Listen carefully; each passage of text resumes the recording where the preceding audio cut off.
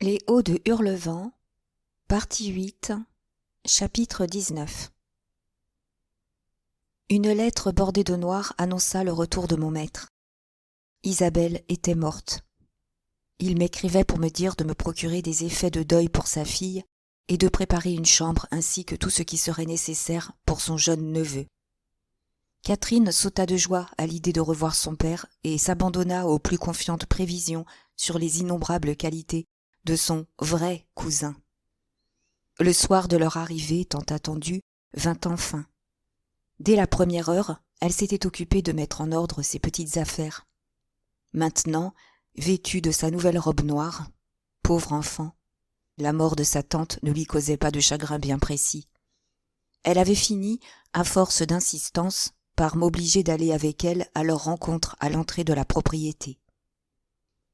« Linton a juste 6 mois de moins que moi », bavardait-elle, tandis que nous traversions lentement les ondulations de terrain couvertes de mousse, à l'ombre des arbres. « Comme je serais contente de l'avoir comme compagnon de jeu, tante Isabelle avait envoyé à papa une belle boucle de ses cheveux. Ils étaient plus clairs que les miens, plus blonds et tout aussi fins. Je l'ai soigneusement gardé dans une petite boîte de verre. Et j'ai souvent pensé au plaisir que j'aurais à voir celui sur la tête de qui elle avait été prise. Oh, je suis heureuse. Et papa, mon cher papa. Allons, Hélène, courons. Allons, courons. Elle courut, revint, courut encore plusieurs fois avant que mes pas plus mesurés eussent atteint la porte du parc. Puis elle s'assit sur le talus gazonné au bord du chemin et essaya d'attendre patiemment. Mais c'était impossible. Elle ne pouvait pas rester 1 minute en repos. « Comme il tarde !» s'écria-t-elle. « Ah, je vois de la poussière sur la route. Ils arrivent. Non. Quand seront-ils ici? Ne pourrions-nous aller un peu sur la route, pendant un demi-mille, Hélène, juste pendant un demi-mille seulement? Dites oui, je vous en prie, jusqu'à ce bouquet de bouleaux au tournant. » Je refusai formellement. Enfin, son attente cessa. La voiture des voyageurs apparut. Miss Cathy poussa un cri et tendit les bras dès qu'elle aperçut la figure de son père penché à la portière. Il descendit, presque aussi impatient qu'elle, et un intervalle de temps considérable s'écoula avant qu'il pût s'accorder une pensée à quelqu'un d'autre qu'eux-mêmes. Pendant qu'ils échangeaient leurs caresses, je jetai un regard dans la voiture pour voir Linton. Il dormait dans un coin, enveloppé dans un chaud manteau de fourrure, comme si l'on eût été en hiver. C'était un garçon pâle, délicat, efféminé, qu'on aurait pu prendre pour le jeune frère de mon maître, tant était forte la ressemblance. Mais il y avait dans son aspect une irritabilité maladive qu'Edgar Linton n'avait jamais eue. Ce dernier s'aperçut de ma curiosité. Après m'avoir serré la main, il me dit de refermer la portière et de ne pas déranger l'enfant, car le voyage l'avait fatigué. Cathy aurait volontiers jeté un coup d'œil sur lui, mais son père lui dit de venir, et ils remontèrent le parc à pied ensemble, tandis que j'allais en avant avertir les domestiques. « Maintenant, ma chérie, » dit M. Linton en s'adressant à sa fille quand ils s'arrêtèrent au bas des marches du perron. « N'oublie pas que ton cousin n'est ni aussi fort ni aussi joyeux que toi, et qu'il vient de perdre sa mère tout récemment. Ne t'attends donc pas à le voir jouer et courir avec toi dès aujourd'hui. Ne le fatigue pas en parlant trop. Laisse-le tranquille ce soir au moins. Veux-tu ? » « Oui, oui, papa, » répondit Catherine. « Mais je voudrais bien le voir. Il n'a pas mis une seule fois la tête à la portière. » La voiture s'arrêta. Le dormeur fut réveillé et déposé à terre par son oncle. « Voici ta cousine Cathy. Linton, » dit Edgar en mettant leurs petites mains l'une dans l'autre. « Elle t'aime déjà beaucoup. Aie soin de ne pas la chagriner ce soir en pleurant.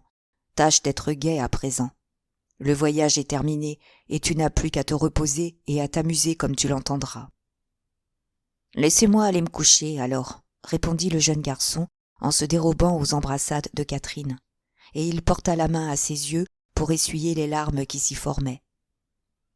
« Voyons, voyons, il faut être bien sage, lui dis-je tout bas en l'introduisant dans la maison. Vous allez la faire pleurer aussi. Voyez comme elle compatit à votre peine. » Je ne sais si c'était par compassion pour lui, mais le fait est que sa cousine faisait une aussi triste figure que lui-même. Elle retourna près de son père. Tous trois entrèrent et montèrent dans la bibliothèque, où le thé était préparé. Je débarrassai Linton de sa casquette, de son manteau, et l'installai sur une chaise près de la table. Mais il ne fut pas plus tôt assis qu'il recommença de pleurer. Mon maître lui demanda ce qu'il avait.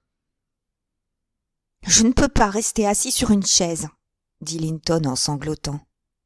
« Va sur le sofa, alors, et Hélène t'apportera du thé, » répondit patiemment son oncle.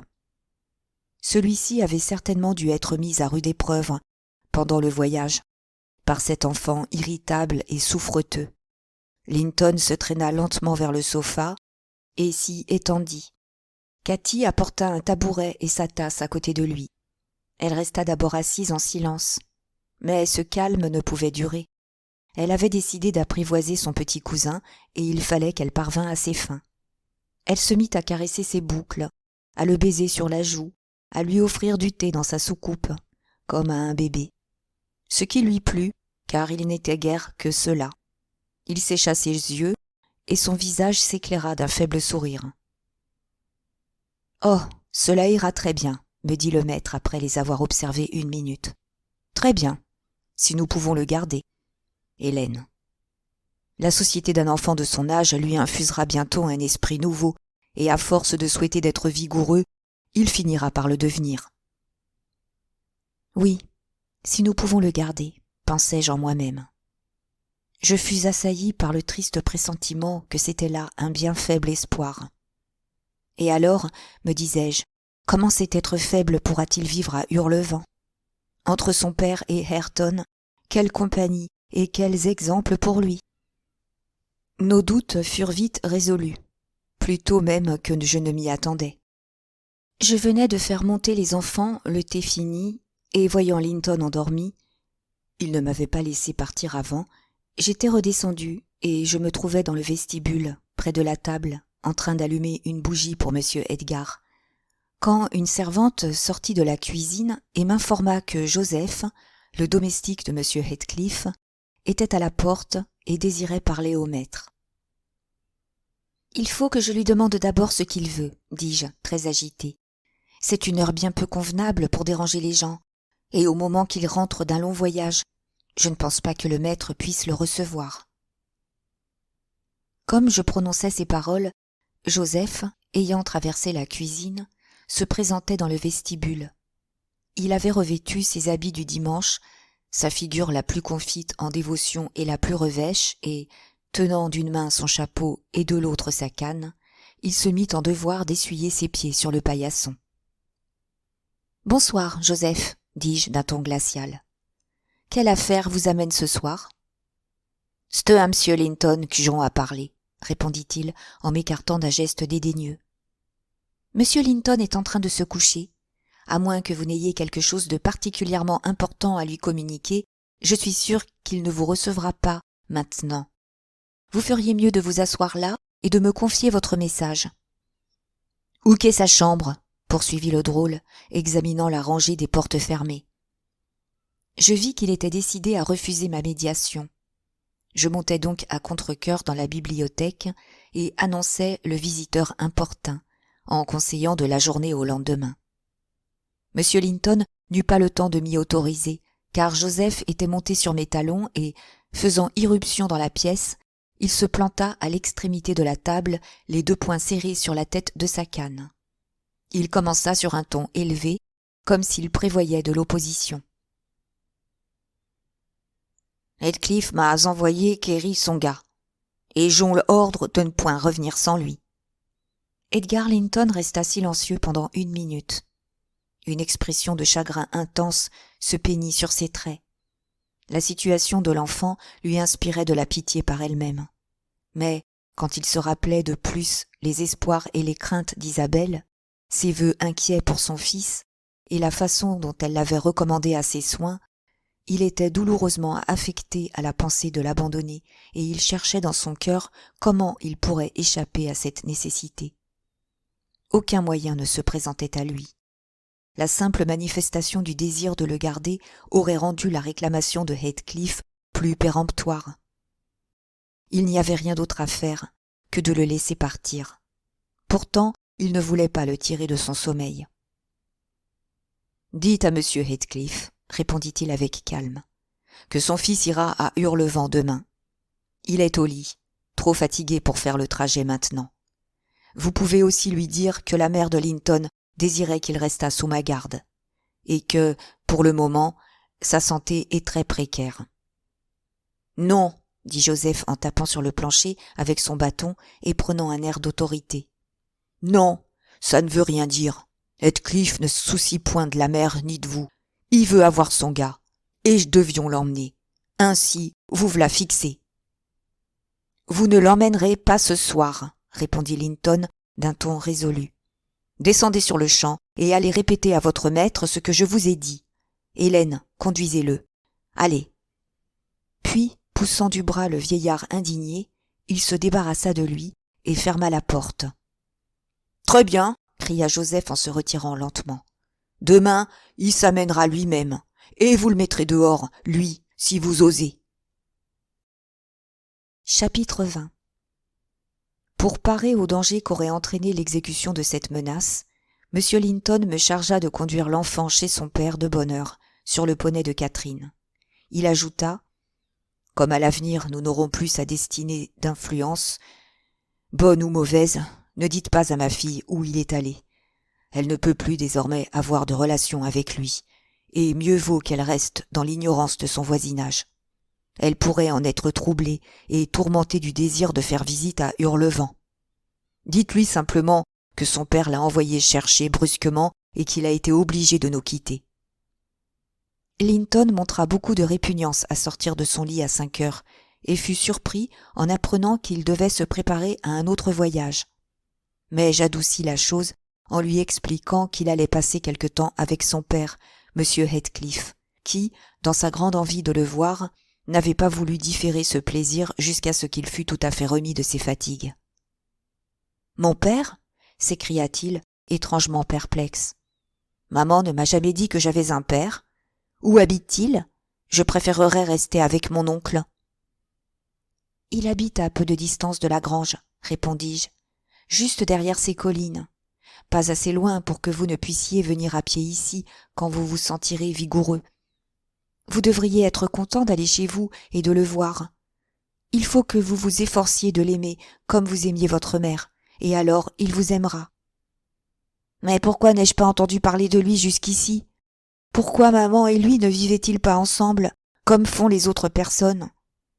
Il avait des affaires qui le retenaient dans le nord, et la santé de votre mère exigeait qu'elle résidât dans le sud. »« Et pourquoi ne m'a-t-elle jamais parlé de lui ? » insista l'enfant. « Elle parlait souvent de mon oncle, et il y a longtemps que j'ai appris à l'aimer. Comment pourrais-je aimer papa ? Je ne le connais pas. »« Oh, tous les enfants aiment leurs parents. Votre mère pensait peut-être que vous auriez envie d'être avec lui si elle vous en avait parlé souvent. Dépêchons-nous. Une promenade matinale à cheval par un si beau temps est bien préférable à 1 heure de sommeil de plus. »« Est-ce qu'elle vient avec nous ? » demanda-t-il. « La petite fille que j'ai vue hier. »« Pas à présent. »« Et mon oncle ? » ?»« Non, c'est moi qui vous accompagnerai là-bas. » Linton retomba sur son oreiller plongé dans une sombre rêverie. « Je n'irai pas sans mon oncle, » s'écria-t-il enfin. « Je ne sais pas où vous voulez m'emmener. » J'essayais de le persuader que ce serait bien méchant à lui de faire preuve de répugnance à aller rejoindre son père. Mais il résistait opiniâtrement à tous mes efforts pour l'habiller, et il me fallut avoir recours à l'assistance du maître pour le décider à sortir du lit. Nous finîmes par réussir à mettre en route le pauvre enfant, après beaucoup d'assurances fallacieuses que son absence serait courte, que M. Edgar et Cathy viendraient le voir, et d'autres promesses aussi peu fondées que j'inventais et répétais de temps en temps le long du chemin. La pureté de l'air embaumé de la senteur des bruyères, l'éclat du soleil et la douce allure de Minnie soulagèrent son abattement au bout d'un moment. Il se mit à me faire des questions sur sa nouvelle demeure et sur les habitants de celle-ci, avec assez d'intérêt et de vivacité. « Les hauts de Hurlevent sont-ils un endroit aussi plaisant que Thrushcross Grange ? demanda-t-il, en jetant un dernier regard sur la vallée, d'où montait un léger brouillard qui formait un nuage floconneux bordant le bleu du ciel. « La propriété n'est pas aussi enfouie dans les arbres, répondis-je, et elle n'est pas tout à fait aussi grande, mais on y jouit d'une très belle vue sur le pays. L'air y sera plus sain pour vous, plus vif et plus sec. Vous trouverez peut-être, au début, le bâtiment vieux et sombre, bien que ce soit une demeure respectable, la meilleure des environs, après la grange. Et puis, vous ferez de si belles courses dans les Landes. Ayrton Earnshaw, qui est l'autre cousin de Miss Katy, et par suite le vôtre en quelque sorte, vous montrera tous les coins les plus agréables. Vous pourrez emporter un livre quand le temps sera beau et faire d'un creux verdoyant votre salle d'études. Il est possible que parfois votre oncle vienne faire une promenade avec vous. Il se promène souvent sur les collines. Et comment est mon père?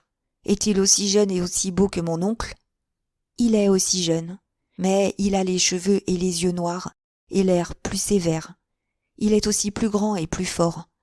Il ne vous paraîtra peut-être pas d'abord aussi doux et aussi aimable, parce que ce n'est pas son genre. Pourtant, ayez soin d'être franc et cordial avec lui.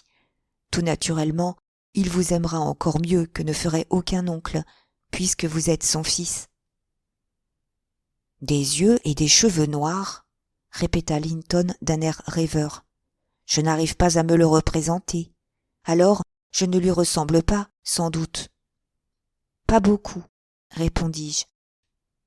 Pas le moins du monde, pensai-je, en considérant avec regret le teint blanc et la frêle charpente de mon compagnon, et ses grands yeux langoureux, les yeux de sa mère, mais tout à fait dépourvus de leur éclat et de leur vivacité, sauf dans les moments où ils s'allumaient sous l'influence d'une irritabilité morbide. « Comme c'est curieux qu'il ne soit jamais venu nous voir, maman et moi, » murmura-t-il. « M'a-t-il vu? S'il m'a vu, c'est quand j'étais un bébé.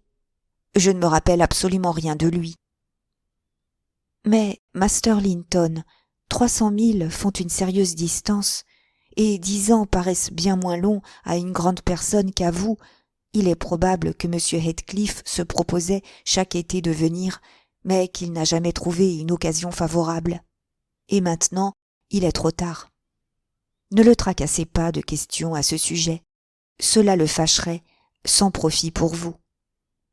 Le jeune garçon resta plongé dans ses méditations pendant le reste de la route, jusqu'au moment où nous nous arrêtâmes devant la porte du jardin de la ferme. Je tâchais de saisir ses impressions sur son visage. Il examina les sculptures et les fenêtres basses, les groseilliers épars et les sapins tout penchés avec une gravité attentive, puis secoua la tête. Ses sentiments intimes désapprouvaient complètement l'extérieur de sa nouvelle demeure.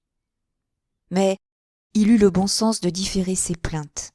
Il pouvait y avoir une compensation à l'intérieur. Avant qu'il mit pied à terre, j'allais ouvrir la porte. Il était 6h30. Le déjeuner venait de prendre fin. La servante débarrassait et essuyait la table. Joseph se tenait debout près de la chaise de son maître et lui racontait quelque histoire à propos d'un cheval boiteux. Ayrton se préparait à aller au foin. « Hé, Nelly !» dit M. Heathcliff en m'apercevant. « Je craignais d'être obligé de venir chercher mon bien moi-même. Vous me l'avez amené, n'est-ce pas? Voyons ce que nous pourrons en faire. » Il se leva et se dirigea vers la porte. Ayrton et Joseph suivaient, pleins de curiosité. Le pauvre Linton jeta un regard effrayé sur ces 3 visages. « Sûrement, » dit Joseph après une grave inspection, « qu'il a fait un troc avec vous, maître, et que c'est sa fille que v'là. » Heathcliff, ayant fixé sur son fils un regard qui le couvrit de confusion, laissa échapper un rire méprisant. « Dieu, quelle beauté! Quelle ravissante, quelle charmante créature !» s'écria-t-il. « On a dû le nourrir d'escargots et de petits laits, hein, Nelly? Oh, le diable m'emporte! Mais c'est encore pis que ce que j'attendais. Et le diable sait que je n'espérais pourtant pas grand-chose. » Je dis à l'enfant, tremblant et tout déconcerté, de descendre de cheval et d'entrer. Il ne comprenait qu'à demi la signification des paroles de son père, et ne savait pas bien s'il en était l'objet. À vrai dire, il n'était pas encore certain que cet étranger rébarbatif et sarcastique fût son père. Mais il s'accrochait à moi avec une terreur croissante, et comme M. Heathcliff avait pris un siège et lui avait dit « Viens ici », il se cacha le visage sur mon épaule et pleura. « Assez, assez !» dit Heathcliff. Il étendit le bras, attira brutalement l'enfant entre ses genoux, puis lui tint la tête haute en le prenant sous le menton. « Pas de ces sottises. Nous n'allons pas t'avaler, Linton. N'est-ce pas là ton nom? Tu es bien le fils de ta mère. Par où tiens-tu de moi, poulet piailleur ?» Il enleva la casquette de l'enfant, repoussa ses épaisses boucles blondes, tâta ses bras grêles et ses doigts effilés. Pendant cet examen, Linton avait cessé de pleurer et levait ses grands yeux bleus pour inspecter son inspecteur. « Me connais-tu » demanda Heathcliff, après s'être convaincu que ses membres étaient tous également frêles et faibles. « Non » dit Linton, dont le regard refléta une peur irraisonnée. « Tu as entendu parler de moi, certainement. »« Non » répéta-t-il. « Non ? Quelle honte pour ta mère de n'avoir jamais éveillé en toi la piété filiale à mon égard. Eh bien, tu es mon fils, je te l'apprends. Et ta mère a été une drôlesse de te laisser dans l'ignorance de ce qu'était ton père. Allons, ne regimbe pas et ne rougis pas, bien que ce soit déjà quelque chose de voir que ton sang n'est pas blanc. Sois bon garçon, et nous nous entendrons. Nelly, si vous êtes fatigué, vous pouvez vous asseoir. Sinon, retournez chez vous. Je parie que vous allez raconter ce que vous avez vu et entendu aux héros qui habitent à la grange. Et cet être-ci ne se calmera pas tant que vous resterez près de lui. Bien, répondis-je. J'espère que vous serez bon pour l'enfant, monsieur Heathcliff. Autrement, vous ne le conserveriez pas longtemps. Et c'est votre seul parent sur la terre, le seul que vous connaîtrez jamais. Ne l'oubliez pas. Je serai très bon pour lui. Soyez sans crainte, dit-il en riant. Seulement, personne d'autre ne doit être bon pour lui. Je suis jaloux d'avoir le monopole de son affection. Et, pour commencer mes bontés, Joseph, apportez à déjeuner à ce garçon. Ayrton, infernal idiot, va-t'en à ton travail. Oui, Nelly, ajouta-t-il, quand ils furent partis. Mon fils est l'héritier présomptif de la grange, et je ne désire pas qu'il meure avant que je sois assuré de recueillir sa succession. En outre, il est à moi, et je veux jouir du triomphe de voir mon descendant propriétaire légitime de leurs biens, mon enfant donnant des gages à leurs enfants pour labourer les terres de leur père. C'est la seule considération qui puisse me faire supporter ce petit drôle. Je le méprise en lui-même, et je le hais pour les souvenirs qu'il me rappelle. Mais cette considération est suffisante. Auprès de moi, il est en sûreté et sera l'objet de soins attentifs, tout autant que l'enfant de votre maître auprès de son père. J'ai là-haut une chambre très bien meublée pour lui. J'ai engagé également un précepteur, qui doit faire 20 000 3 fois par semaine pour venir lui enseigner ce qu'il lui plaira d'apprendre. J'ai ordonné à Ayrton de lui obéir. En bref, j'ai tout arrangé en vue d'en faire un supérieur et un gentleman au milieu des gens avec qui il vivra. Je regrette, toutefois, qu'il mérite si peu toute cette peine. Si je souhaitais quelque bonheur en ce monde, c'était de trouver en lui un objet digne d'orgueil. Et ce misérable pleurnicheur à face blême m'a cruellement déçu. Pendant qu'il parlait, Joseph était revenu, apportant un plat de porridge au lait. Il le plaça devant Linton, qui se détourna de ce mets rustique avec un regard d'aversion et affirma qu'il ne pourrait le manger. Je vis que le vieux serviteur partageait tout à fait le mépris de son maître pour l'enfant, bien qu'il fût obligé de ne rien laisser paraître, car il était clair que Heathcliff voulait voir son fils respecté par ses inférieurs. « Vous ne pouvez point le manger » répéta-t-il en scrutant curieusement le visage de Linton, et en baissant la voix de peur d'être entendu plus loin. « Mais Master Ayrton, il n'a jamais rien mangé d'autre quand c'est qu'il était petit. Mais avis que ce qui était bon pour lui doit être assez bon pour vous. »« Je ne le mangerai pas, » répondit Linton d'un ton hargneux. Remportez cela.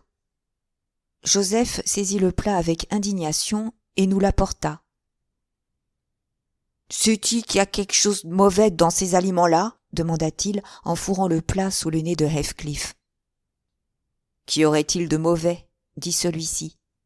Eh ben, votre précieux gars, il dit qu'il ne peut point les manger. Mais je croyons que c'est naturel. Sa mère était tout juste comme ça. Nous étions quasiment trop sales pour semer le grain qui devait faire son pain. Ne me parlez pas de sa mère, dit le maître avec irritation. Donnez-lui quelque chose qu'il puisse manger, voilà tout. Quelle est sa nourriture habituelle, Nelly? J'indiquai du lait bouilli ou du thé, et la femme de charge reçut des instructions en conséquence. Allons, pensai-je, l'égoïsme du père pourra contribuer au bien-être de l'enfant. Il se rend compte de sa constitution délicate et de la nécessité de le traiter avec ménagement. Je vais consoler M. Edgar en lui faisant part du tour qu'a pris l'humeur de Heathcliff. N'ayant pas d'excuse pour m'attarder plus longtemps, je m'esquivai pendant que Linton était occupé à repousser timidement les avances d'un chien de berger amical. Mais il était trop sur le qui-vive pour qu'on pût le tromper. Au moment où je fermais la porte, j'entendis un cri et ces mots répétés avec frénésie. « Ne me quittez pas! Je ne veux pas rester ici! Je ne veux pas rester ici !» Puis le loquet se souleva et retomba. On ne lui permettait pas de sortir. Je montai sur Minnie et lui fis prendre le trot.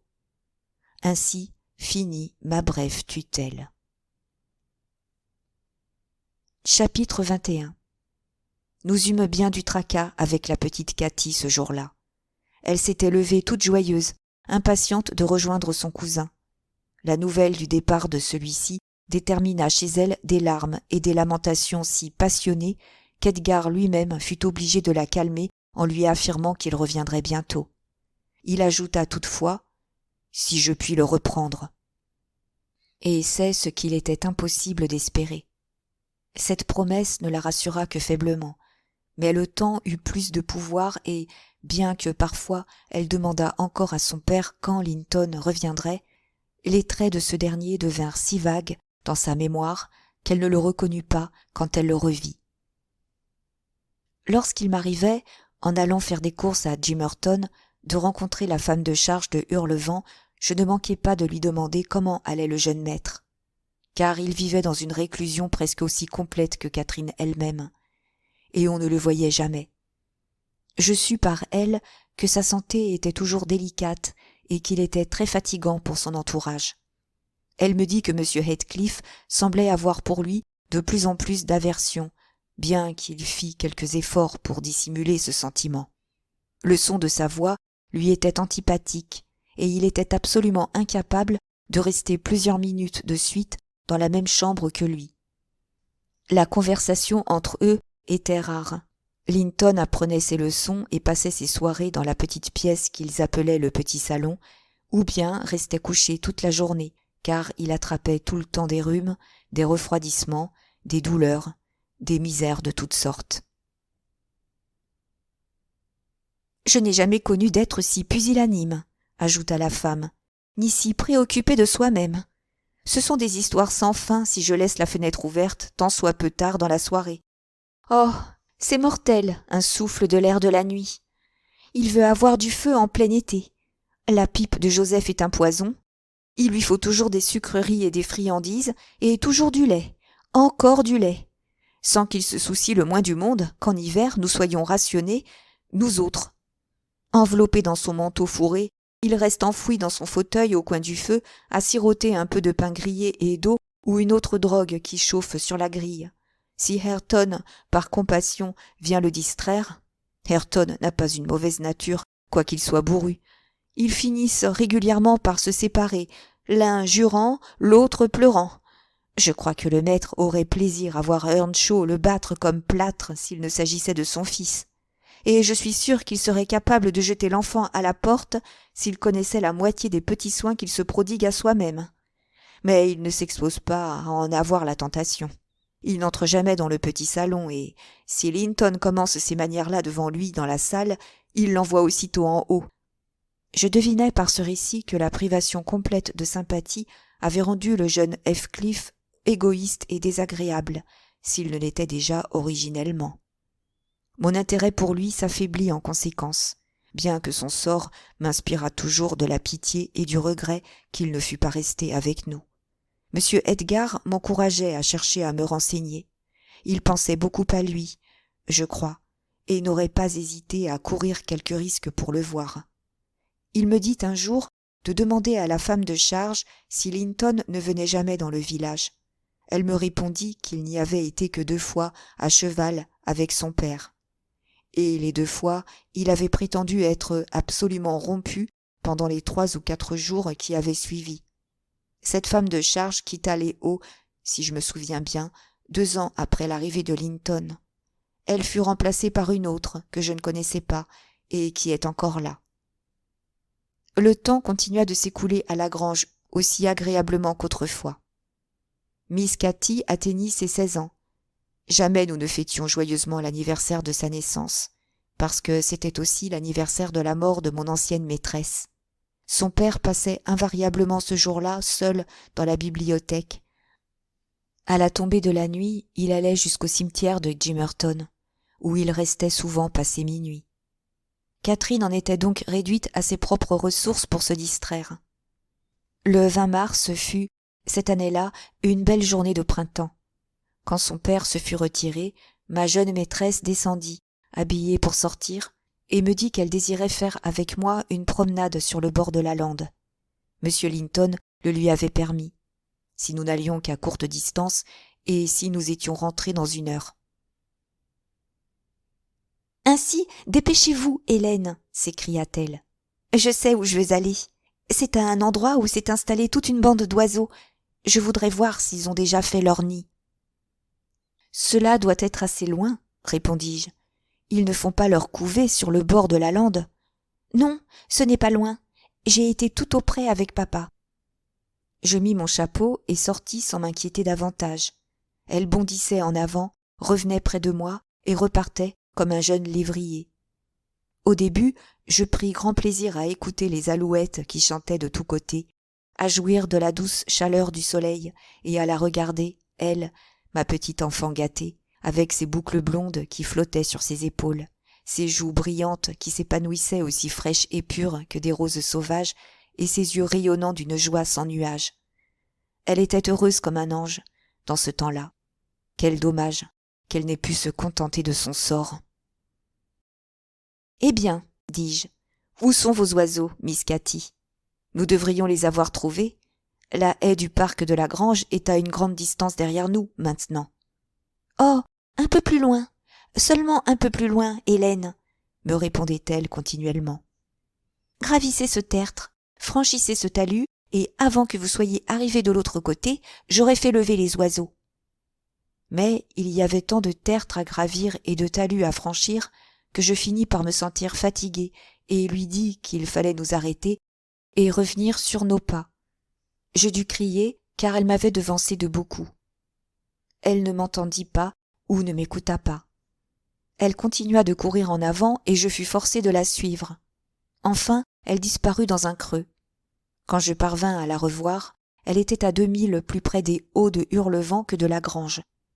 J'aperçus 2 personnes qui l'arrêtaient et j'eus la conviction que l'une d'elles était M. Heathcliff lui-même.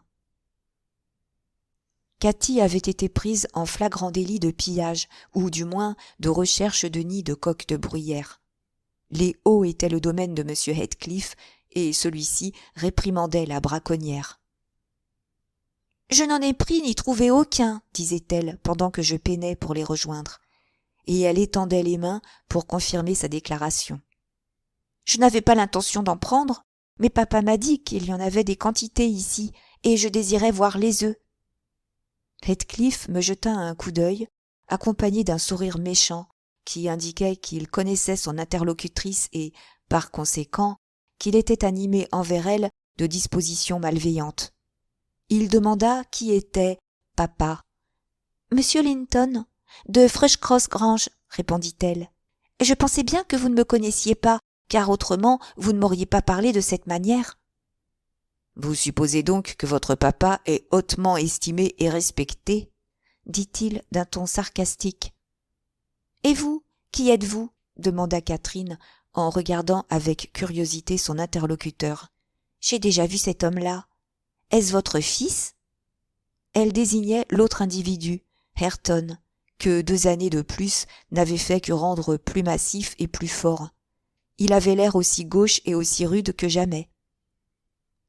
Miss Cathy, interrompis-je, il va y avoir 3 heures que nous sommes dehors, au lieu d'1. Il faut réellement que nous rentrions. Non, cet homme-là n'est pas mon fils, répondit Heathcliff en m'écartant. Mais j'ai un fils, et vous l'avez déjà vu, lui aussi. Quoique votre gouvernante soit très pressée, je crois qu'un peu de repos vous ferait du bien à toutes deux. Voulez-vous simplement contourner ce monticule couvert de bruyère et entrer chez moi? Vous n'en regagnerez ensuite votre demeure que plus vite, étant reposée, et vous serez la bienvenue. Je dis tout bas à Catherine qu'elle ne devait, sous aucun prétexte, accepter cette proposition, qu'il ne pouvait absolument pas en être question. « Pourquoi ?» demanda-t-elle tout haut. « Je suis fatiguée d'avoir couru, et le terrain est humide. Je ne puis m'asseoir ici. Allons-y, Hélène. En outre, il dit que j'ai déjà vu son fils. Il doit se tromper, je pense, mais je devine où il habite, à la ferme que j'ai visitée en revenant des rochers de Pennystone, n'est-ce pas? En effet. Allons, Nelly, taisez-vous. Ce sera pour elle un plaisir de voir notre intérieur. Ayrton, va en avant avec la jeune fille. Vous, Nelly, venez avec moi. Non, elle n'ira pas dans un pareil endroit, m'écriai-je en luttant pour dégager mon bras qu'il avait saisi. Mais elle avait contourné le monticule en courant à toute vitesse, et elle était déjà presque sur le seuil de la porte. Le compagnon qu'on lui avait désigné ne prit pas la peine de faire mine de l'escorter. Il s'esquiva par la route et disparut. « Monsieur Heathcliff, c'est très mal, continuai-je. Vous savez fort bien que vos intentions ne sont pas bonnes. Elle va rencontrer Linton. Elle racontera tout dès que nous serons rentrés, et c'est sur moi que retombera le blâme. »« Je désire qu'elle voie Linton, » répondit-il. « Il a meilleur aspect depuis quelques jours. Il n'arrive pas souvent qu'il soit présentable. Nous la persuaderons facilement de tenir sa visite secrète.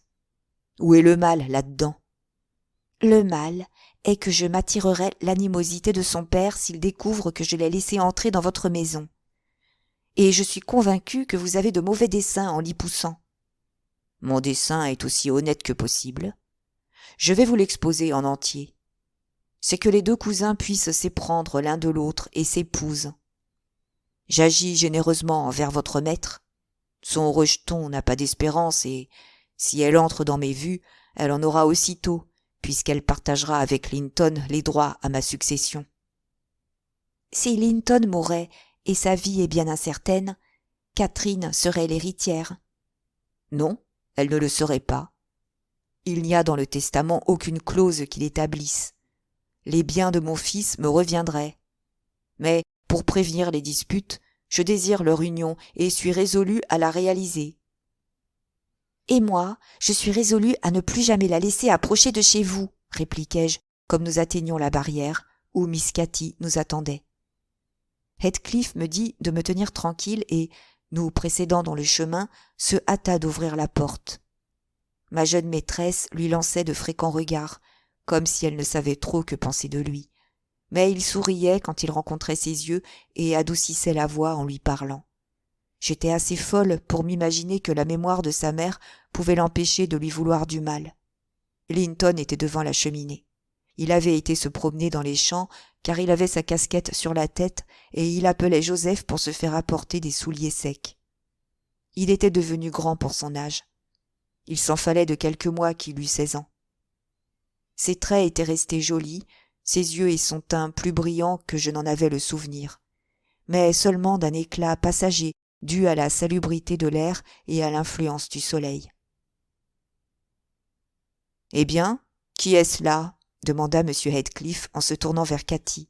« Pouvez-vous me le dire ?»« Votre fils ?» dit-elle après les avoir examinés tous deux alternativement d'un air de doute. « Oui, oui. Mais est-ce la première fois que vous le voyez ? Ah, Vous avez la mémoire bien courte. Linton, te rappelles-tu ta cousine, que tu nous tourmentais tant pour revoir? Quoi? Linton! S'écria Cathy, dont le visage s'illumina d'une surprise joyeuse à ce nom. Est-ce là le petit Linton? Il est plus grand que moi. Êtes-vous vraiment Linton? Le jeune homme s'avança et l'assura qu'elle ne se trompait pas. Elle l'embrassa de bon cœur, et tous deux considérèrent avec surprise le changement que le temps avait apporté dans leur apparence. Catherine avait atteint toute sa croissance, ses formes étaient à la fois pleines et élancées, ses muscles avaient l'élasticité de l'acier, et son aspect général étincelait de santé et de vie. Les regards et les mouvements de Linton étaient languissants, son corps extrêmement grêle, mais il y avait dans ses manières une grâce qui tempérait ses imperfections et qui faisait qu'il n'était pas déplaisant. Après avoir échangé avec lui de nombreuses marques d'affection, sa cousine se dirigea vers M. Heathcliff, qui était resté près de la porte, partageant son attention entre ce qui se passait au-dedans et ce qui se passait au-dehors, ou plutôt feignant de partager son attention, mais, en réalité, n'observant que les deux jeunes gens. « Ainsi, vous êtes mon oncle !» s'écria-t-elle en se haussant pour l'embrasser. « Il me semblait que je vous aimais, bien que vous m'eussiez mal accueilli au début. Pourquoi ne venez-vous pas à la grange avec Linton? C'est bizarre de vivre depuis tant d'années si près de nous, sans être jamais venu nous voir. Pourquoi? Je suis venu à la grange 1 ou 2 fois de trop, avant votre naissance. Bon, au diable! Si vous avez des baisers disponibles, donnez-les à Linton. Sur moi, ils sont perdus. Méchante Hélène! S'écria Catherine, se précipitant vers moi pour me submerger sous un flot de caresses. Vilaine Hélène, qui a essayé de m'empêcher d'entrer. Mais à l'avenir, je ferai cette promenade tous les matins. Le permettez-vous, mon oncle? Et quelquefois j'amènerai papa. Ne serez-vous pas content de nous voir? Certainement, répondit l'oncle avec une grimace à peine contenue qui témoignait de sa profonde aversion pour les deux visiteurs en question. Mais attendez, continua-t-il en se tournant vers la jeune fille. Maintenant que j'y pense, il vaut mieux que je vous le dise. Monsieur Linton a une prévention contre moi. Nous nous sommes querellés à une certaine période de notre existence avec une férocité peu chrétienne. Dites-lui que vous êtes venu ici et il vous interdira complètement toute visite. Il ne faut donc pas que vous en parliez, pour peu que vous vous souciez de revoir votre cousin par la suite. Vous pouvez venir, si vous voulez, mais n'en parlez pas. « Pourquoi vous êtes-vous querellés ?» demanda Catherine, très décontenancée. « Il m'a trouvé trop pauvre pour épouser sa sœur, et s'est fâché que j'en ai obtenu la main. Son orgueil était blessé, et il ne me le pardonnera jamais. »« C'est mal. Un jour ou l'autre, je le lui dirai. Mais Linton et moi n'avons rien à voir dans votre querelle. S'il en est ainsi, je ne viendrai pas ici. C'est lui qui viendra à la grange. »« Ce sera trop loin pour moi, » murmura Linton. « Faire 4 milles à pied me tuerait. Non, venez ici, Miss Catherine, de temps à autre. Pas tous les matins, mais 1 ou 2 fois par semaine. » Le père lança sur son fils un regard d'amer mépris. « Je crains, Nelly, de perdre ma peine, » me dit-il à voix basse. « Miss Catherine, comme l'appelle ce niais, s'apercevra de ce qu'il vaut et l'enverra au diable. Ah, s'il se fût agi de Hareton. Savez-vous que, 20 fois par jour, j'envie Hareton, tout dégradé qu'il est? J'aurais aimé ce garçon s'il eût été un autre, mais je ne crois pas qu'il y ait de danger que cette petite fille, elle, s'éprenne de lui, et si cet être pitoyable ne se démène pas un peu vivement, je lui susciterai un rival en la personne de Hareton. Nous estimons que Linton vivra au plus jusqu'à 18 ans. Oh, la peste soit de l'insipide animal. Le voilà occupé à se sécher les pieds, et il ne la regarde même pas. Linton! Oui, mon père. N'as-tu rien à montrer à ta cousine nulle part? Pas même un terrier de lapin ou de belette? Emmène-la dans le jardin, avant de changer de chaussures, et aux écuries voir ton cheval. Ne préféreriez-vous pas rester ici demanda Linton en s'adressant à Cathy sur un ton qui exprimait sa répugnance à bouger. Je ne sais pas, répondit-elle en jetant un regard d'envie vers la porte. Elle avait visiblement un vif désir de remuer. Il resta assis et se rapprocha encore du feu.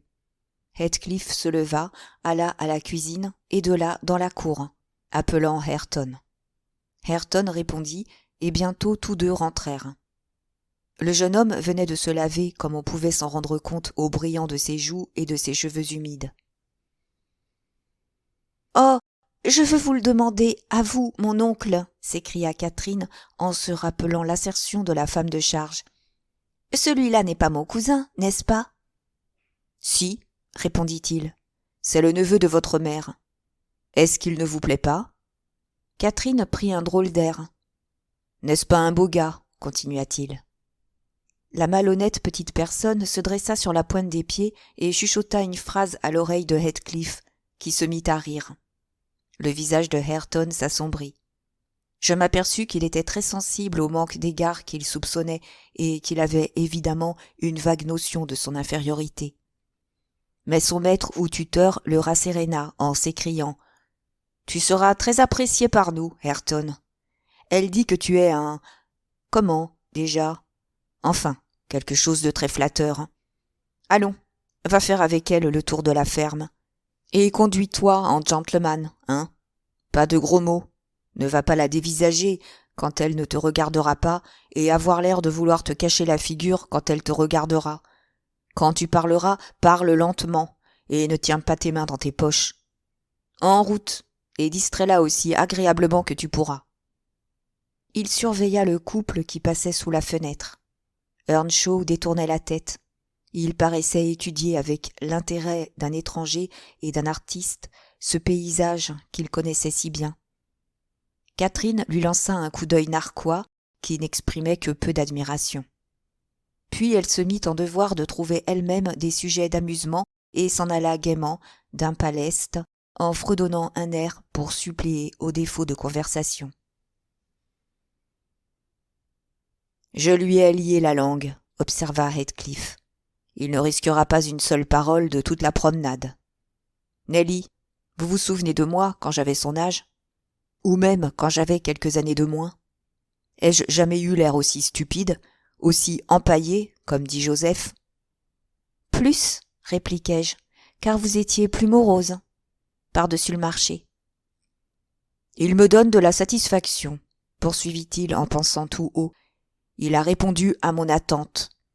S'il eût été naturellement idiot, mon plaisir serait moitié moindre. Mais il n'est pas idiot, et je peux sympathiser avec tous ses sentiments, les ayant éprouvés moi-même. Je sais très exactement ce qu'il souffre en ce moment, par exemple. Ce n'est d'ailleurs qu'un simple avant-goût de ce qu'il souffrira. Il ne sera jamais capable de sortir de son abîme de grossièreté et d'ignorance. Je le tiens mieux que ne me tenait son coquin de père, et je l'ai fait descendre plus bas, car il s'énorgueillit de son abrutissement. Je lui ai appris à mépriser comme une sottise et une faiblesse tout ce qui n'est pas purement animal. Ne croyez-vous pas que Hindley serait fier de son fils, s'il pouvait le voir ? Presque aussi fier que je le suis du mien. Mais il y a une différence. L'un est de l'or employé comme pierre de pavage, l'autre du fer blanc poli pour jouer un service d'argent. Le mien n'a aucune valeur en soi. Pourtant, j'aurais le mérite de le pousser aussi loin qu'un si pauvre air peut aller. Le sien avait des qualités de premier ordre. Elles sont perdues. Je les ai rendues plus qu'inutiles, funestes. Moi, je n'ai rien à regretter. Lui, il aurait à regretter plus que qui que ce soit. Et le plus beau est que Hareton m'est attaché en diable. Vous conviendrez qu'ici j'ai surpassé Hindley. Si ce défunt drôle pouvait sortir de sa tombe pour me reprocher mes torts envers sa progéniture, j'aurais l'amusement de voir la dite progéniture le repousser et s'indigner qu'il ose médire du seul ami qu'elle ait au monde. Heathcliff laissa échapper un rire de démon à cette idée. Je ne fis aucune réponse, car je voyais qu'il n'en attendait pas. Cependant, notre jeune compagnon, qui était assis trop loin de nous pour pouvoir entendre ce que nous disions, commençait à manifester quelques symptômes d'embarras. Il se repentait sans doute de s'être privé lui-même du plaisir de la société de Catherine par crainte d'une légère fatigue.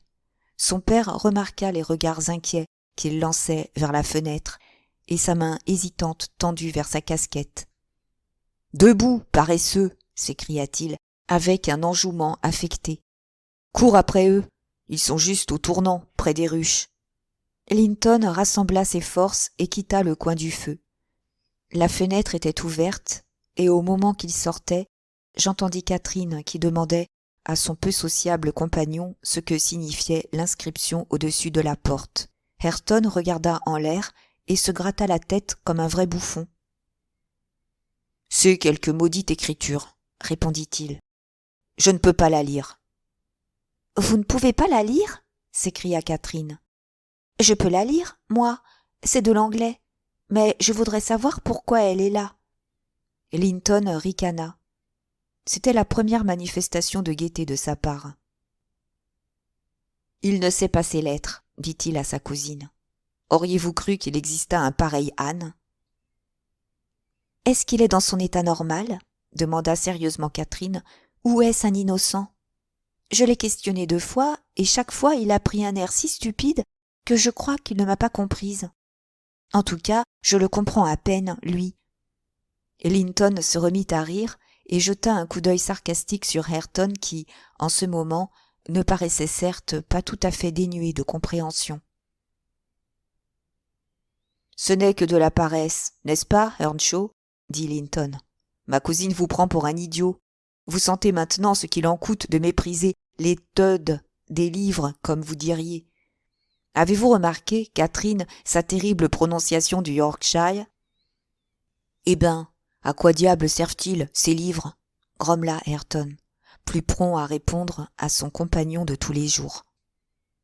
Il se préparait à continuer, mais les 2 jeunes gens éclatèrent bruyamment de rire. Ma folle Miss était enchantée d'avoir découvert dans son parler étrange un sujet d'amusement. « À quoi sert le diable dans cette phrase ?» dit Linton en ricanant. « Papa vous a recommandé de ne pas dire de gros mots, et vous ne pouvez ouvrir la bouche sans en laisser échapper un. Tâchez de vous tenir comme un gentleman, allons. »« Si t'étais pas plus une fille qu'un garçon, je t'enverrais rouler par terre à l'instant, pour sûr, misérable avorton !» riposta le rustre furieux. Puis il s'en alla, le visage cuisant de rage et d'humiliation, car il avait conscience d'être insulté et ne savait comment se venger. M. Heathcliff, qui avait, comme moi, entendu la conversation, sourit quand il le vit partir. Mais immédiatement après, il lança un regard empreint d'une singulière aversion sur les 2 autres, qui restaient à bavarder devant la porte. Le jeune garçon avait retrouvé assez d'animation pour discuter les défauts et les imperfections de Ayrton et raconter des anecdotes sur lui. La jeune fille s'amusait de ses médisances haineuses, sans réfléchir à la mauvaise nature qu'elle révélait. Je commençais à ressentir pour Linton plus d'antipathie que de pitié, et à excuser dans une certaine mesure le peu de cas que son père faisait de lui. Nous restâmes jusqu'après midi. Je n'avais pu décider Miss Cathy à partir plus tôt, mais heureusement mon maître n'avait pas quitté ses appartements et demeura dans l'ignorance de notre absence prolongée. Pendant que nous revenions, j'aurais volontiers éclairé ma jeune maîtresse sur les gens que nous venions de quitter, mais elle s'était mise dans la tête que j'étais prévenu contre eux. « Ah, vous vous rangez du côté de papa, Hélène. Vous êtes partiale, j'en suis sûre. Sans cela, vous ne m'auriez pas trompée depuis tant d'années en me racontant que Linton vivait très loin d'ici. Je suis réellement très fâchée, mais je suis si contente que je ne peux pas vous témoigner mon mécontentement. Seulement, ne me dites pas de mal de mon oncle. N'oubliez pas que c'est mon oncle, et je gronderai papa de s'être querellé avec lui. » Elle continua sur ce thème, et je dus renoncer à essayer de la convaincre de son erreur. Elle ne parla pas de sa visite ce soir-là, parce qu'elle ne vit pas M. Linton. Mais le lendemain, elle raconta tout, à mon grand ennui. Pourtant, je ne le regrettais qu'à demi. Je pensais que la charge de la diriger et de la mettre en garde serait exercée d'une manière plus efficace par son père que par moi. Mais Quand il lui exprima le désir de l'avoir évité toute relation avec les habitants des Hauts, il montra trop de timidité à lui donner des raisons satisfaisantes, et Catherine tenait à ce qu'on lui fournît de bonnes raisons quand on voulait faire obstacle à sa volonté d'enfant gâté. « Papa !» s'écria-t-elle dès le matin après l'avoir embrassé. « Devinez qui j'ai vu hier dans ma promenade sur la lande. Ah, papa, vous tressaillez. Vous avez donc eu tort, n'est-ce pas? J'ai vu, mais écoutez et vous saurez comment j'ai tout découvert. Et Hélène, qui est liguée avec vous, elle faisait pourtant semblant de me plaindre quand je continuais, malgré mes perpétuelles déceptions, d'espérer le retour de Linton. Elle fit un récit fidèle de son excursion et de ses suites. Mon maître, bien qu'il me lançât plus d'un regard de reproche, ne dit rien jusqu'à ce qu'elle eût fini. Il l'attira alors à lui et lui demanda si elle savait pourquoi il lui avait caché le voisinage de Linton. Pouvait-elle penser que ce fût pour lui refuser un plaisir dont elle aurait pu jouir sans danger? « C'est parce que vous n'aimez pas Monsieur Heathcliff. »« Alors tu crois que j'ai souci de mes propres sentiments plus que des tiens? Non, ce n'est pas parce que je n'aime pas Monsieur Heathcliff, mais parce que Monsieur Heathcliff ne m'aime pas, et parce que c'est un homme diabolique qui met sa joie à nuire à ceux qu'il hait et à travailler à leur perte, s'ils lui en fournissent la moindre occasion. Je savais que tu ne pourrais conserver de relations avec ton cousin sans entrer en rapport avec lui, et je savais qu'à cause de moi, il te détesterait. Aussi, dans ton propre intérêt, et sans aucun autre motif, avais-je pris mes précautions pour que tu ne revisses pas Linton. Je voulais t'expliquer cela un jour, quand tu serais plus grande, et je regrette d'avoir tant tardé. »« Mais Monsieur Heathcliff a été très cordial, papa, » observa Catherine, qui n'était pas du tout convaincue. « Il n'a fait aucune objection, lui, à ce que nous nous voyions. Il m'a dit que je pouvais venir chez lui quand je voudrais, seulement qu'il ne fallait pas que je vous le dise, parce que vous vous étiez querellé avec lui et que vous ne lui pardonniez pas d'avoir épousé ma tante Isabelle. Et c'est vrai, c'est vous qui êtes à blâmer. Lui, au moins, ne demande pas mieux que nous soyons amis, Linton et moi. L'opposition vient de vous. » Mon maître, s'apercevant qu'elle ne croyait pas sur parole ce qu'il lui disait des mauvais sentiments de son oncle, lui fit un résumé succinct de la conduite de celui-ci envers Isabelle et de la façon dont Hurlevent était devenu sa propriété. Il lui était insupportable de s'appesantir longuement sur ce sujet, car, bien qu'il en parlât rarement, il avait toujours pour son ancien ennemi l'horreur et la haine qui n'avaient cessé d'habiter son cœur depuis la mort de Mrs. Linton. Sans lui, elle vivrait peut-être encore, se disait-il sans cesse avec amertume. Et à ses yeux, Heathcliff était un meurtrier. Miss Cathy, qui, en fait de mauvaises actions, ne connaissait que ses petites désobéissances, ses petites injustices, ses petites colères provoquées par la vivacité de son caractère ou par l'irréflexion, et dont elle se repentait le jour même, fut stupéfaite de cette noirceur d'âme capable de couver et de dissimuler une vengeance pendant des années, de poursuivre méthodiquement ses plans sans éprouver de remords. Elle parut si frappée et révoltée de ce nouvel aspect de la nature humaine, exclue jusqu'à présent de toutes ses études et de toutes ses idées, que M. Edgar jugea inutile de prolonger ses explications. Il ajouta simplement : « Tu sauras désormais, ma chérie, pourquoi je désire que tu évites sa maison et sa famille. Retourne maintenant à tes occupations et à tes amusements habituels, et ne pense plus à eux. » Catherine embrassa son père et se mit à étudier tranquillement ses leçons pendant 2 heures, selon son habitude. Puis elle l'accompagna dans la propriété et la journée se passa comme à l'ordinaire. Mais le soir, quand elle fut rentrée dans sa chambre et que j'allai chez elle pour l'aider à se déshabiller, je la trouvai en pleurs, à genoux au pied de son lit. « Oh, fille, sotte enfant !» m'écriai-je. « Si vous aviez de vrais chagrins, vous seriez honteuse de verser une larme pour cette petite contrariété. Vous n'avez jamais eu l'ombre d'une peine sérieuse, Miss Catherine. Supposez, pour une minute, que le maître et moi soyons morts, et que vous restiez seule au monde. Qu'éprouveriez-vous alors? Comparez l'occasion présente à une affliction comme celle-là, et rendez grâce au ciel des amis que vous avez, au lieu d'en convoiter d'autres. » Ce n'est pas pour moi que je pleure, c'est pour lui. Il comptait bien me revoir demain, et il va être si désappointé. Il m'attendra, et je ne viendrai pas. Sottise! Vous figurez-vous qu'il pense à vous autant que vous pensez à lui? N'a-t-il pas en Ayrton un compagnon? Il n'y a pas une personne sur 100 qui pleurerait parce qu'elle perd une connaissance qu'elle a juste vue 2 fois pendant 2 après-midi. Linton devinera bien ce qu'il en est et ne s'inquiétera plus de vous. Mais ne pourrais-je lui écrire un mot pour lui faire savoir pourquoi je ne puis venir? Demanda-t-elle en se relevant. Et lui envoyer ces livres que j'ai promis de lui prêter. Les siens ne sont pas aussi jolis que les miens, et il a manifesté une grande envie de les avoir quand je lui ai dit combien ils étaient intéressants. N'est-ce pas possible, Hélène? Non, certainement pas. Non, certainement pas, répliquai-je d'un ton ferme. Car alors il vous répondrait et cela n'en finirait pas. Non, Miss Cathy, il faut cesser toute relation. C'est ce que veut votre papa, et j'y veillerai. Mais comment un simple petit mot pourrait-il, insista-t-elle d'un air suppliant. Silence, interrompis-je. Nous n'allons pas recommencer avec vos petits mots. Allez au lit. Elle me lança un regard très méchant, si méchant que d'abord je ne voulus pas l'embrasser en lui souhaitant bonne nuit. Je bordai son lit et fermai la porte, très mécontente. Mais, me repentant à mi-chemin, je revins doucement, et que vis-je? Miss debout près de la table, un morceau de papier blanc devant elle, et à la main un crayon qu'elle fit disparaître d'un air confus quand j'entrai.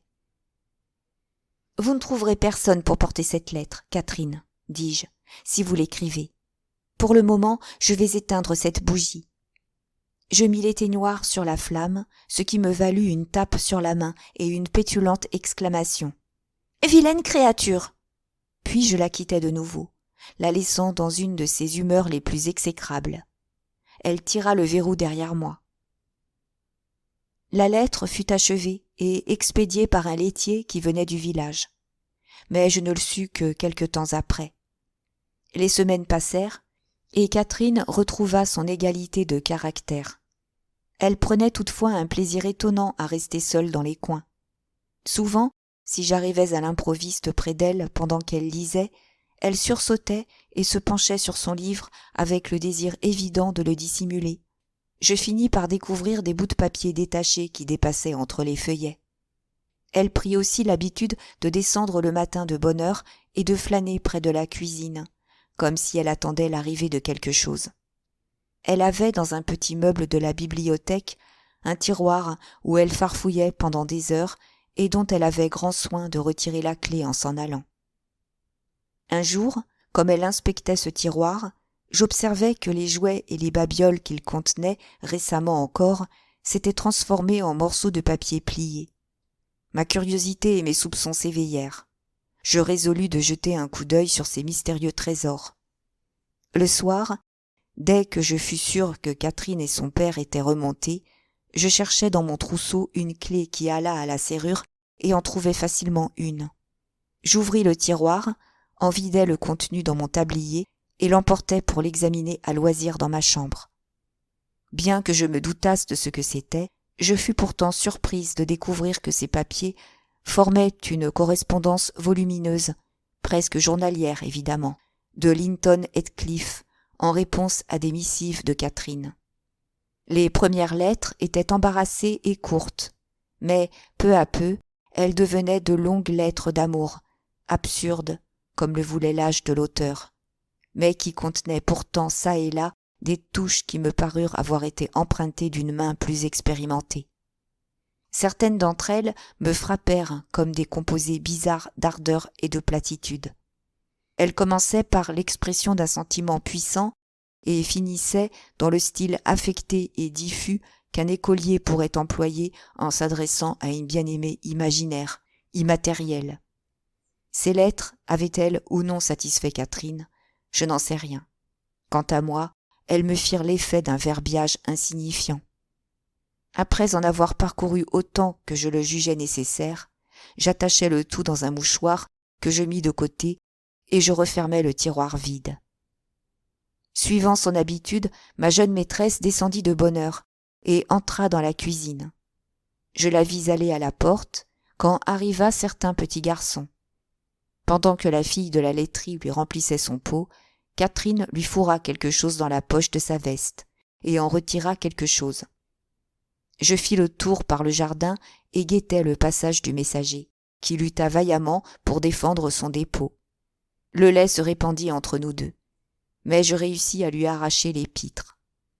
Après lui avoir fait de sérieuses menaces en cas qu'il ne rentrât vite chez lui, je restai à l'abri du mur pour parcourir la tendre composition de Miss Cathy. Elle était plus simple et plus éloquente que celle de son cousin. Très gentille et très sotte. Je secouai la tête et rentrai pensive dans la maison. La journée était pluvieuse. Catherine ne put se divertir dans le parc. Aussi, quand elle eut terminé ses études matinales, eut-elle recours à la consolation du tiroir. Son père était assis près de la table et lisait. Et moi, à dessein, j'étais venue travailler à quelques franges décousues au rideau de la fenêtre. Et je ne la perdais pas de vue. Jamais oiseau retrouvant vide le nid qu'il a laissé plein de petits, gazouillants, n'exprima par ses cris d'angoisse et ses battements d'ailes désespoir plus complets qu'elle ne fit par son simple « Oh !» et le changement qui se peignit sur son visage, jusque-là tout heureux. M. Linton leva les yeux. « Qu'y a-t-il, ma chérie ? T'es-tu fait mal ?» dit-il. Son ton et son regard convainquirent Catherine que ce n'était pas lui qui avait découvert son trésor. « Non, papa, » répondit-elle d'une voix étranglée. « Hélène, Hélène, montez, je suis souffrante. » J'obéis à son appel et la suivis. « Oh, Hélène, c'est vous qui les avez prises, » commença-t-elle en tombant à genoux dès que nous fûmes enfermés seuls. « Oh, rendez-les-moi, et je ne recommencerai jamais, jamais. Ne le dites pas à papa. Vous ne l'avez pas dit à papa, Hélène, n'est-ce pas? J'ai été excessivement méchante, mais je ne le ferai plus. » D'un air grave et sévère, je lui dis de se relever. « Ainsi, Miss Catherine, vous êtes allée assez loin, à ce qu'il me semble. Vous pouvez, en effet, être honteuse de ces lettres. Beau ramassis de niaiseries à étudier pendant vos heures de loisirs. Vraiment, cela mériterait d'être imprimé. Et que supposez-vous que pensera le maître quand je les lui montrerai? Je ne l'ai pas fait encore. Mais vous n'imaginez pas que je vais garder vos secrets ridicules. Quelle honte! Et c'est vous qui avez dû avoir l'idée d'écrire de pareilles absurdités. Il n'aurait jamais songé à commencer, lui, j'en suis bien sûre. »« Non, non, ce n'est pas moi, » sanglota Catherine au désespoir. « Je n'ai jamais pensé à l'aimer avant que... »« À l'aimer ?» m'écriai-je en mettant dans ce mot tout le mépris dont j'étais capable. « À l'aimer ? A-t-on jamais entendu chose pareille ? C'est comme si je parlais d'aimer le meunier qui vient une fois l'an chercher notre grain. Bel amour, en vérité. En 2 fois, vous avez vu Linton à peine 4 heures en tout dans votre vie. Bon, voici ces niaiseries puériles. Je vais les porter dans la bibliothèque et nous verrons ce que votre père dira de cet amour. » Elle bondit pour attraper ses précieuses épîtres, mais je les tenais au-dessus de ma tête. Alors, elle se répandit en supplications frénétiques pour que je les brûlasse, que je fisse n'importe quoi plutôt que de les montrer. Comme, en réalité, j'étais tout aussi disposée à rire qu'à gronder, car je considérais tout cela comme un enfantillage de petite fille, je finis par me laisser fléchir jusqu'à un certain point, et je lui demandai : « Si je consens à les brûler, me promettez-vous loyalement de ne plus envoyer ni recevoir de lettres ni de livres, car je m'aperçois que vous lui avez envoyé des livres, ni de boucles de cheveux, ni de bagues, ni de jouets. » « Nous ne nous envoyons pas de jouets, » s'écria Catherine, dont l'orgueil surmonta la confusion. « Ni rien du tout, alors, mademoiselle. Si vous ne me promettez pas, je vais trouver votre père. »« Je promets, Hélène, » dit-elle en s'accrochant à ma robe. « Oh, jetez-les au feu, vite, vite !» Mais comme j'écartais les charbons avec le tisonnier pour faire de la place, elle s'aperçut que le sacrifice était au-dessus de ses forces. Elle me supplia instamment d'en épargner 1 ou 2. « 1 ou 2, Hélène. pour garder en souvenir de Linton. Je dénouai le mouchoir et commençai à laisser tomber les lettres par un des angles. La flamme s'éleva en tourbillon dans la cheminée. « J'en aurai une, cruelle créature !» cria-t-elle. Elle plongea la main dans le feu et en retira, aux dépens de ses doigts, quelques fragments à demi calcinés. « Très bien. Et j'en aurai aussi quelques-unes à montrer à papa, répliquai-je en repoussant le reste dans le paquet, et je me dirigeai vers la porte. Elle jeta les morceaux noircis dans les flammes et me fit signe d'achever le sacrifice, ce qui eut lieu. Je secouai ensuite les cendres et les enfouis sous une pelletée de charbon. Quant à elle, sans dire un mot, et avec le sentiment d'avoir été profondément offensée, elle se retira dans sa chambre.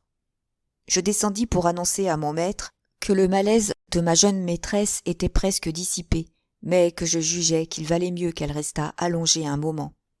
Elle ne voulut pas dîner, mais elle reparut pour le thé, pâle, les yeux rouges et parfaitement résignée en apparence. Le lendemain matin, je répondis à la lettre par un bout de papier où j'avais écrit « Master Heathcliff est prié de ne plus adresser de billets à Miss Linton, car elle ne les recevra pas. » Et désormais, le petit garçon arriva les poches vides.